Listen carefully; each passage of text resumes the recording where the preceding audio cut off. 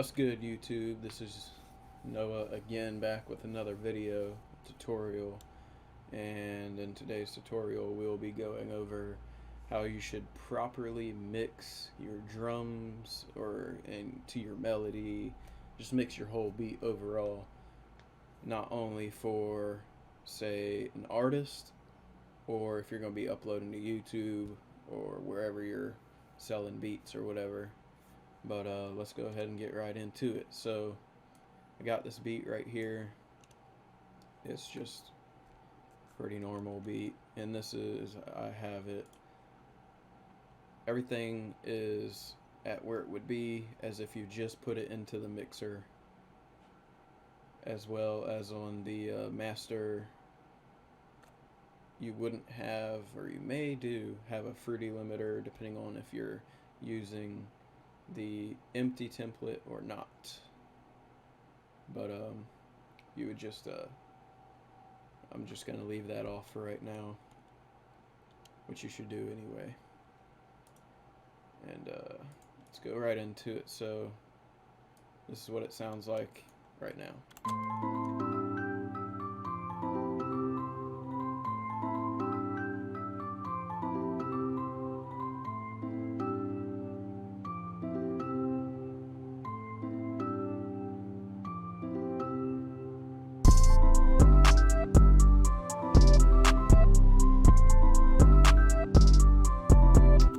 Alright, and as you can already tell, that is just way too muddy.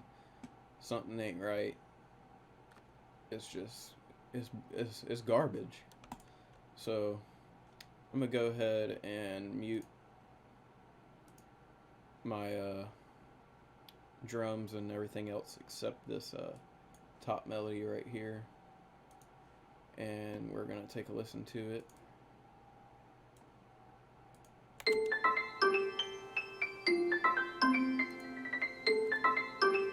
And as you can see on the master output, it's peaking around -3, and off the bat that's just not where you want that to sit. So you just bring that down probably anywhere between 24 to 18 is really where you want your melody to kind of sit. Somewhere below, anywhere below 18. You don't want it super low, obviously, because you wouldn't be able to hear it. But that's how that should sound. And what you always want to do is make sure you EQ out any low end that's excessive, and you don't want, because your melody start clashing with your 808 or bass or whatever. So just take a listen to.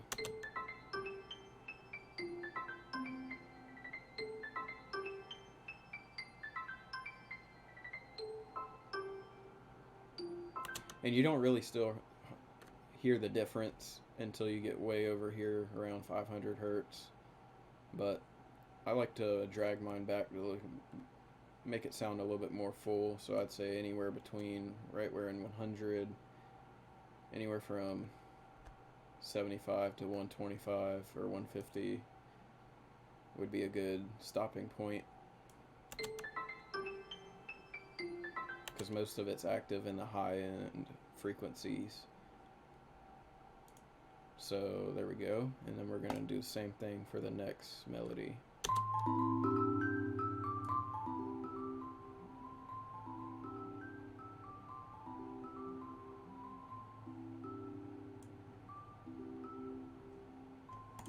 And I already got that set down,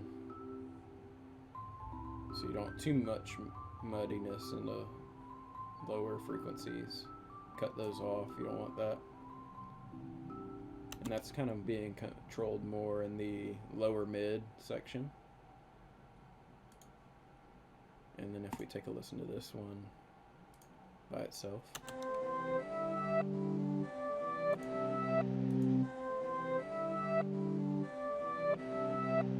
And as you can see, that's controlled in the mid section mainly.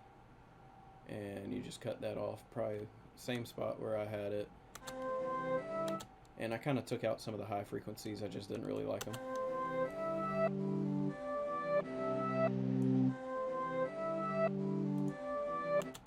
And then also I'm going to lower that one down too. And then listen to all your melodies. Oh, forgot one. Lizard Lounge, or Lounge Lizard.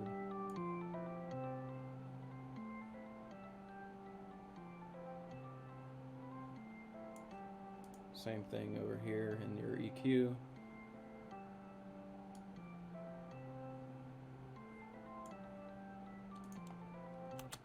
And then you just kind of want to listen to all of them put together and then make adjustments as it is.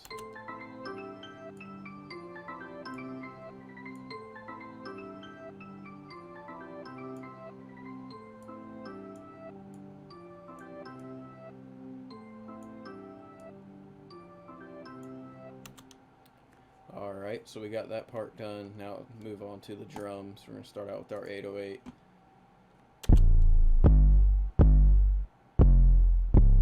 And as we can already see, the 808 is just almost about the clip. It's up to about a +3 on the master, especially when it hits those high notes. So you're going to bring that down. I like to keep my 808 in between -9 and -6. I don't know, that's just my thing.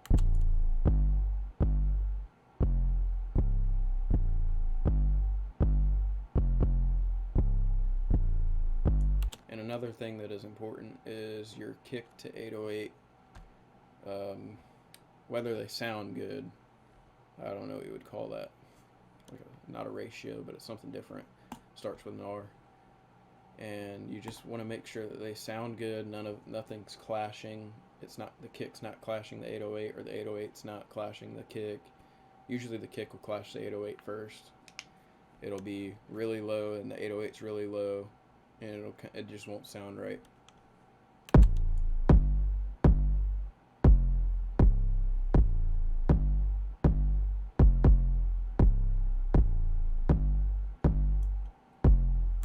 And right there, -6 for a kick it's a good start. You don't want to go too low, because then you won't really hear that punch. And I like to have a punchy drum. That's what everyone's hard knocking drums, and that's what you kind of want. And anywhere from 6 to 3, sometimes 3's pushing it, but 9, 6, same with the 808, 9 to 6 on the master. Hi-hats are usually, you want them to sit 15, a little bit above or below, sometimes 12, depending on how loud the sample of the hi-hat is.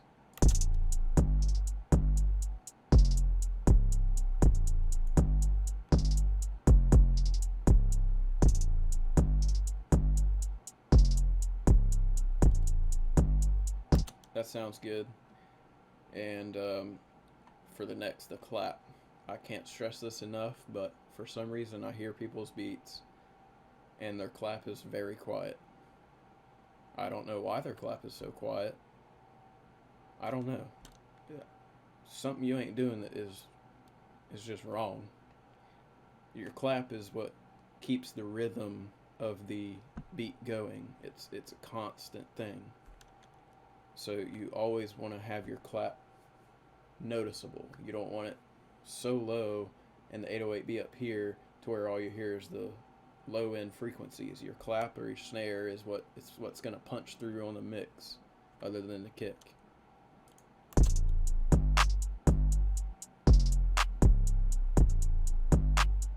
I say 4, 5 on the meter. Anywhere between 6 and 3 is a good spot for your clap. And your snare, I like to keep the snare a tad bit quieter than the clap, because I don't want it to overdo the clap.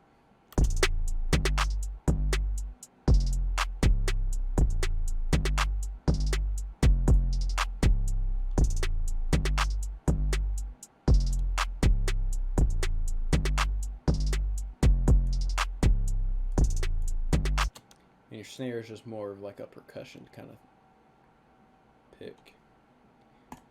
And onto your open hat, same goes with like a crash or whatever. Crashes are usually pretty loud. You want it, but for some reason people have them super loud in their beat, and you kind of want to really keep that kind of quiet. You don't want it to be the loudest thing on the mix, just because like it's what punches into the beat, and that's how you know when the hook or the verse is starting or whatever. You just kind of want to have that kind of subtle kind of thing. You don't want it super loud.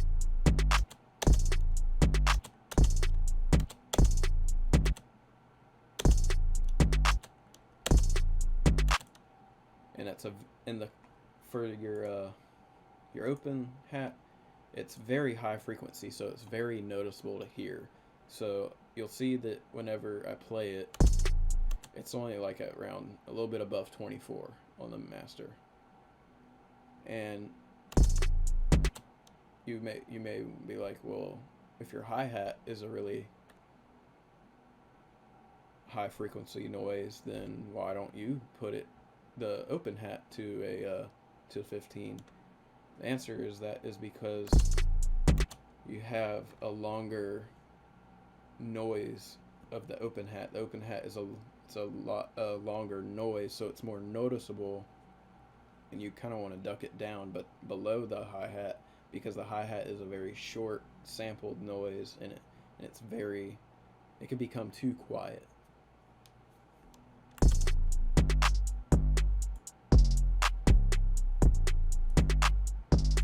And everyone, I don't know if a lot of y'all do this, but everyone likes to EQ their drums to make it sound, I guess, more better in the mix, which I don't know. I'm not really too much into that. Or compressing drums. You don't need to compress drums if you do it the right way, or if your sounds are even good sounds. Because sometimes people use sounds that are like outdated from like 2008, and they just don't know. They just don't know.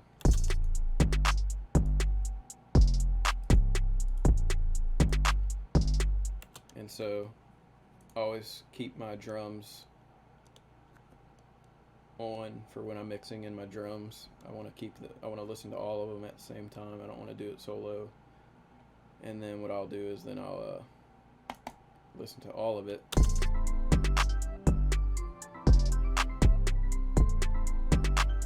And if I feel like I need to make adjustments, then I will. Let's see.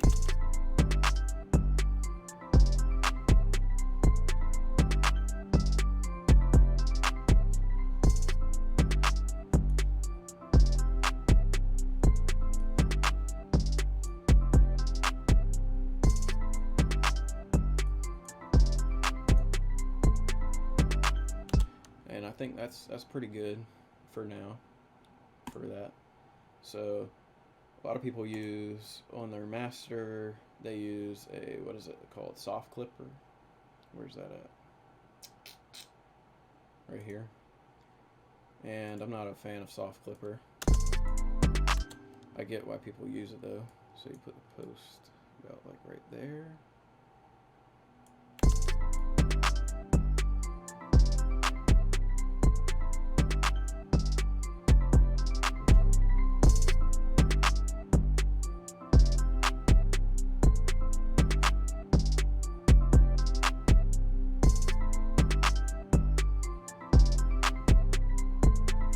Yeah, I just don't like soft clipper, so let's not even mess with that. But I use a Fruity Limiter. Everyone's like, oh, don't use Fruity Limiter, but guess what? If you do it right, it sounds good. So here in your Fruity Limiter, when you put on the master of your beat, you're gonna notice that there's an attack, release, and sustain envelope. That just kind of tells how fast it needs to limit or compression, how loud stuff gets, and how fast it quiets down and compresses it. You just want to turn all those three down. You don't need those, because you don't want to limit any noise from being as loud as it can be. And the noise gate, you're just gonna leave that as it is because it's not activated.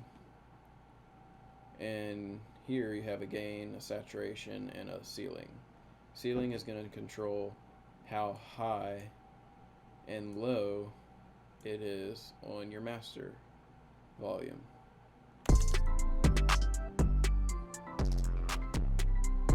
And it also, when you go too low, it's going to start distorting it.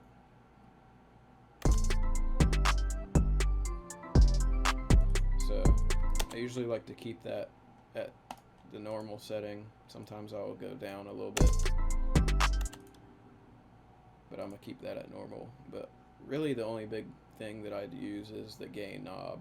So as you can see, everything is sitting underneath the 0, which 0 to be that white line. And I know this is gonna be weird, but clipping to a substantial amount is okay, but too much clipping is bad. So what I do is I turn the gain up,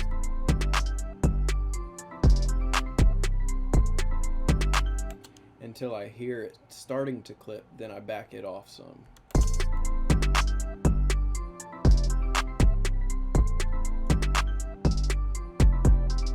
And when I don't hear clipping, then that's where I would keep it. And so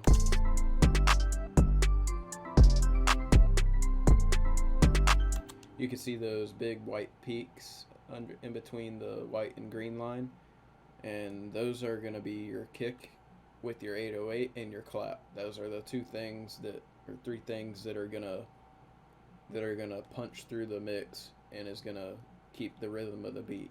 That's your most important 3 things in the whole entire beat, and getting your drums to hit hard. So that's how I would mix my drums and everything. So just gonna give a listen to the whole thing right here, right now, and I'll see you guys later in the next video. Hope you enjoyed. Please leave a like, subscribe, comment, ask questions, whatever it is that you need to feel the need to do.